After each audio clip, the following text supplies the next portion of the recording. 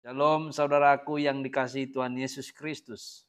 Berjumpa lagi kita saat ini dengan firman Tuhan melalui Morning Call HKBP. Namun sebelum kita mendengar firman Tuhan, alangkah baiknya kita menundukkan kepala kita berdoa.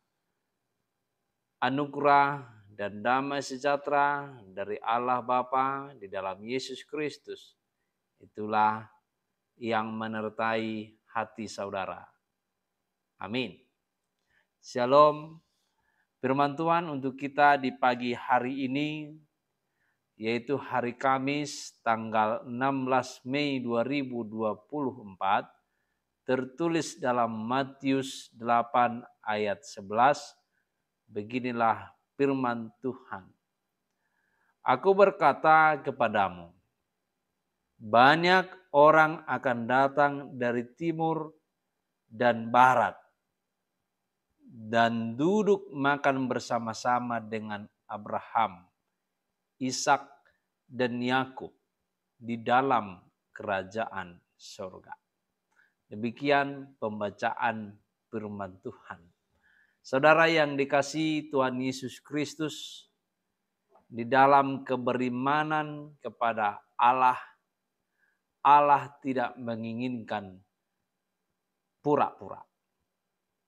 Tidak menginginkan yaitu hanya mengikut saja tanpa menghidupi apa yang difirmankan oleh Tuhan. Tuhan tidak menginginkan di dalam kehidupan orang Kristen yaitu kemunafikan atau sifat juga yang pura-pura. Pura-pura beribadah, pura-pura berdoa, pura-pura baik, pura-pura bersekutu, pura-pura mengikuti persekutuan-persekutuan.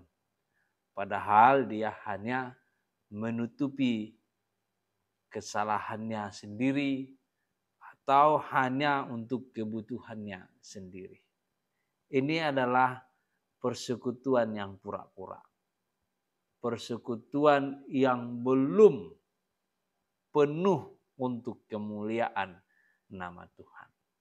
Dalam firman Tuhan di sini, Tuhan Yesus menyampaikan bahwa banyak orang, anak-anak kerajaan, anak-anak terang, malah tidak mempunyai apa-apa di dalam kerajaan surga. Itu artinya banyak orang yang sudah bersekutu, yang sudah berdoa, tapi karena dia pura-pura, dia tidak mempunyai apa-apa di tengah kerajaan surga. Namun di dalam firman Tuhan ini, ada orang, yaitu seorang perwira yang dimana ada anggota keluarganya dalam keadaan sakit. Dia bukan orang Yahudi, dia bukan orang yang sudah masuk dalam golongan orang percaya, tetapi dia adalah orang yang pada dasarnya tidak mengenali Allah.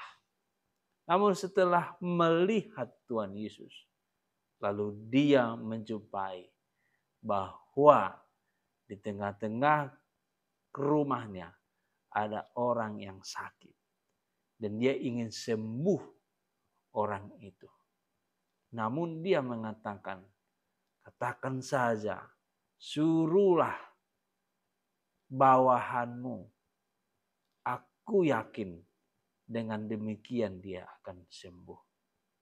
Itu artinya Yesus melihat iman orang ini bukan iman yang pura-pura, bukan iman kaleng-kaleng, tetapi dia yakin Yesus mampu menyembuhkan melalui perantara. Sama dengan saya sebagai pimpinan, ada bawahan saya ketika saya suruh, dia akan melaksanakan. Demikian juga Tuhan Yesus, dengan disuruhnya, yang lain pasti akan sembuh.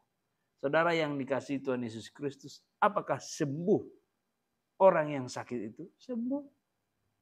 Sembuh oleh Tuhan Yesus Kristus. Bapak Ibu yang dikasihi Tuhan Yesus Kristus, melalui firman inilah dikatakan juga di dalam ayat berikutnya, yaitu di ayat 12, dikatakan, sedangkan anak-anak kerajaan itu akan dicampakkan ke dalam kegelapan di luar.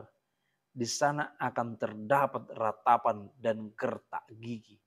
Lalu Yesus berkata kepada perwira itu, pulanglah, jadilah kepadamu seperti yang engkau percaya. Pada saat itu juga sembuhlah hambanya.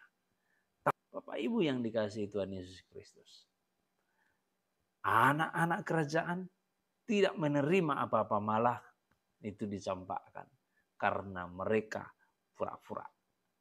Imannya pura-pura, ibadahnya pura-pura.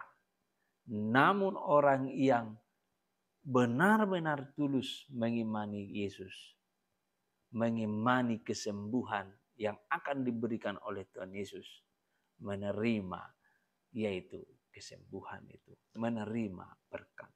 Karena itu Bapak Ibu yang dikasihi Tuhan Yesus Kristus, jangan kerjakan yang pura-pura. Jangan kerjakan pembohongan publik.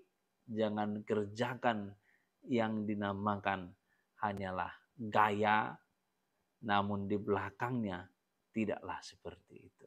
Kadang-kadang kan begitu. Di depannya begitu disanjung. Ternyata di belakangnya malah dijelek-jelekin.